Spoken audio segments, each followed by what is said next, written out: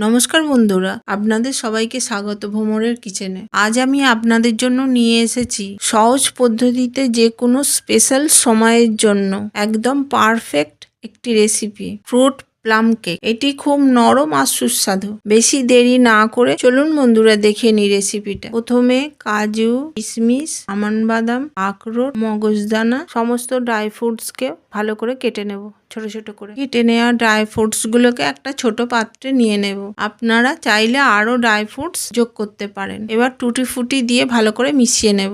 গুড়কে ছোট করে কেটে নেব। কড়াইতে সামান্য জল দিয়ে গুড়কে পাতলা করে নেব। গুড় পাতলা হয়ে গেলে ড্রাই ফ্রুটস আর টুটি ফুটি মিশিয়ে দেব। যেই মাপে ড্রাই ফ্রুটস নিয়েছিলাম সেই মাপে অরেঞ্জ জুস নিয়ে নেব। অরেঞ্জ জুসটাকে দিয়ে দেব। কিছুক্ষণ রাখার পরে এই রকম হয়ে যাবে বন্ধুরা। বাটারকে কিউব করে কেটে নেব। কড়াই গরম হলে বাটারটা দিয়ে দেব। এরপরে ছোট এলাচ, বড় এলাচ, লবঙ্গ, দারচিনিকে হামালদিস্তিতে টুকরো করে নেব। এবার একটা পাত্রে মেল্টেড বাটার, হাফ কাপ কুসুম গরম দুধ দিয়ে দেব। ভালো করে মিশিয়ে নেব।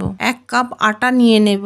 ভালো করে চেলে নেব। 1/4 কাপ গুঁড়ো দুধ, হামালদিস্তিতে টুকরো করে রাখা ছোট এলাচ, বড় এলাচ, দারচিনি ছাঁকনিতে দিয়ে ছেঁকে নেব। এরপর ভালো করে মিক্স করে নেব। এরপর ড্রাই ফ্রুটস আর গুড় কড়াইতে যে বানিয়ে রেখেছিলাম সেটি দিয়ে দেব। আর একবার মিক্স করে নেব। এবার একটা বড় ডেচকি নিয়ে তার মধ্যে একটা স্ট্যান্ড দিয়ে ঢাকা দিয়ে রাখবো। আপনারা চাইলে প্রেসার কুকারেও বানাতে পারেন। এরপর একটা টিফিন বক্স নিয়ে তার মধ্যে ভালো করে ঘি মাখিয়ে নেব। মিক্স করা ব্যাটারটির মধ্যে 1 চামচ ইনো, 1 চামচ ভিনিগার দিয়ে দেব। ভালো করে মিশিয়ে নিতে হবে। যে টিফিন বক্সের মধ্যে ঘি মাখিয়ে রেখেছিলাম তার মধ্যে ব্যাটারটি দিয়ে দেব। 2-3 বার ট্যাপ করে নেব। এরপর একে একে সমস্ত ড্রাই ফ্রুটস দিয়ে দেব। আপনারা চাইলে আপনাদের পছন্দ মতো ড্রাই ফ্রুটস দিতে পারেন। টিফিন বক্সটিকে বড় ডেচকির মধ্যে দিয়ে দেব।